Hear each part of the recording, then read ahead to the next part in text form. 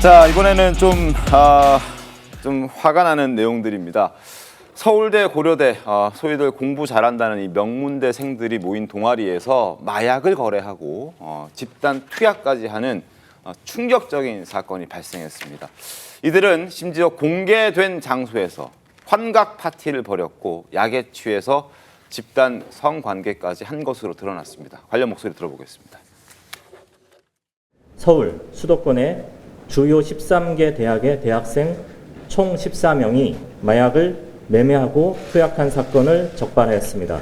피의자들은 우리 주변에서 볼 수 있는 평범한 학생들입니다. 로스쿨 진학을 준비하거나 장학생으로 선발되는 등 마약과는 거리가 멀어 보이는 학생들이 대부분이었습니다.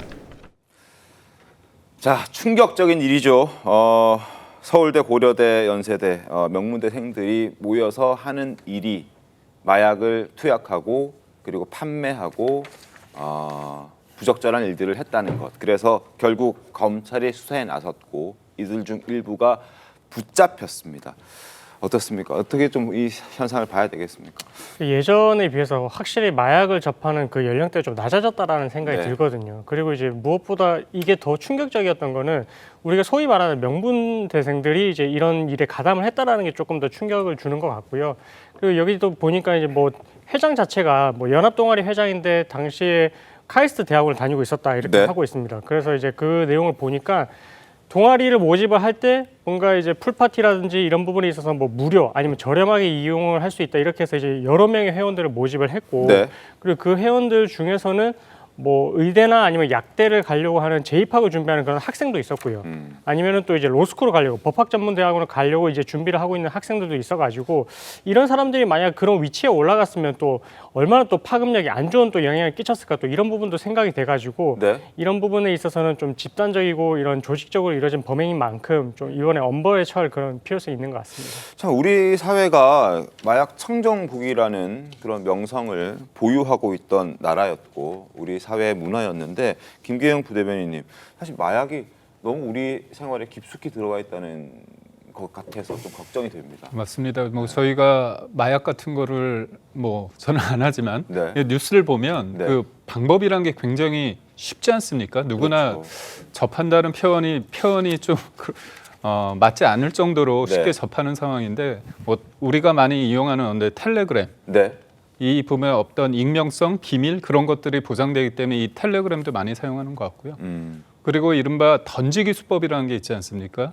그렇죠. 그러니까 특정 지역에 놔두고 맞습니다. 그냥 그래서 어떤 사람을 잡더라도 그거에 대해서 누가 했는지 모르는 상황에서 뭔가 끊어지는 분절화되는 상황이 됐기 때문에 이 범죄를 찾기가 쉽지 않다는 부분이 없지 않아 있는 것 같고요. 그렇다고 함정 수사를 할 수도 없는 상황이기 때문에 그러니까 결국은 그런 것 같습니다. 그러니까 지금 사회가 좀 외롭고 고립되는 면이 없지 않아 있고 경쟁 속에서 뭔가 의지하고 싶고 그러다 보면 이제 술과 담배 그런 거보다도 좀 더 중독성이 강한 거에 기우는 면이 없지 않아 있지 않습니까? 그리고 저는 이 부분이 그런 것 같습니다. 요번에 모인 사람들이 이른바 남들이 볼 때는 소위 말해서 멀쩡하고 저 사람처럼 되고 싶은 그런 어떤 이미지가 있지 않습니까? 그 안에서 사람들과 만나다 보니까 이런 사람이 이런 것들을 권유하고 같이 하다 보니까 이런 것들의 어떤 저항감 그런 것들이 좀 무너지게 되고 이 정도는 괜찮다 합리화하는 과정 속에서 이게 조금 지속적으로 규모도 좀 커진 게 아닌가 싶습니다. 명문대생들이 모인 이 마약 동아리 어쩌다 생긴 건지 그리고 그 배후에는 아마 카이스트 대학원생이 있다는 소식까지 전해드렸는데 자 이들이 이제 이 사건이 드러나자 증거 인멸을 위한 말맞추기 대화까지 나누기도 했다고 합니다. 그 목소리 들어보겠습니다. 그 사람들이랑은 그냥 몇 번 한 번이야. 다행히 나도 그 정도면 괜찮지 않을까? 아니야 괜찮지가 않아. 한 번에 했다는 거 됐다는 거잖아. 일단 그리고 약간 요즘에 다 기술에 하는 추세를 마약사범 하도 많아가지고 중독 막 강의 잘 듣고 치료 열심히 받고 하면 다 기술에 빠진다고.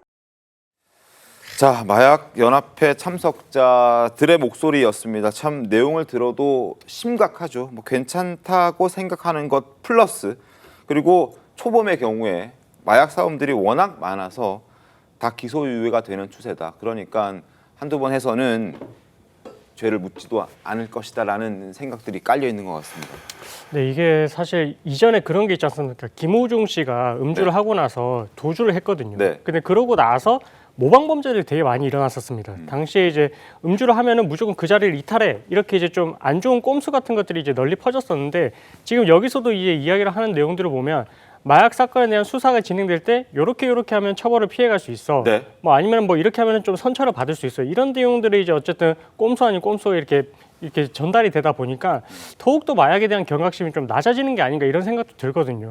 그리고 여기서 지금 이 사건에 있어서도 보면은 조사를 받으러 갈 때 뭐 모발에 대해서 탈 염색을 하고 간 사람들이 되게 많았었어요. 네. 근데 이 부분들이 이제 어쨌든 가면은 이제 모발 검사를 한다는 거를 충분히 예상을 하고 있었고 그 과정에서 이제 탈색이나 염색을 몇 번 반복을 하게 되면 나중에 모발 검사를 국가수에서 한다 하더라도 성분이 안 나온다는 걸 어느 정도 이제 알고 갔던 상태이거든요. 그래서 그런 부분들을 봤을 때는 정말로 이 사람들이 이제 정말 이 처벌을 피하기 위해서 그동안에 이런 안 좋은 팁들을 같이 공유를 했던 것 같고 더불어서 이제 휴대전화도 이제 포렌식을 하게 된다는 걸 알고 있어가지고 네. 용량을 꽉 채웠다가 지웠다를 반복하는 그런 또 증거인멸에 해당하는 행동까지 했었던 걸 보면 이런 사람들을 과연 잡을 수 있는 수사기관이 노력을 한다고 해서 이제는 잡을 수 있는 방법 자체가 또 사라지는 게 아닌가 또 이런 부분도 또 좀 우려스러운 부분도 있어가지고 애초에 이렇게 이제 마약이 좀 퍼지는 부분에 있어서는 수사기관이 좀 강도 높은 수사를 통해서 네. 이런 이제 꼼수가 이제 뭔가 퍼지기도 전에 좀 잡아서 이렇게 엄벌하는 그런 좀 자세가 필요할 것 같습니다. 강력한 어떤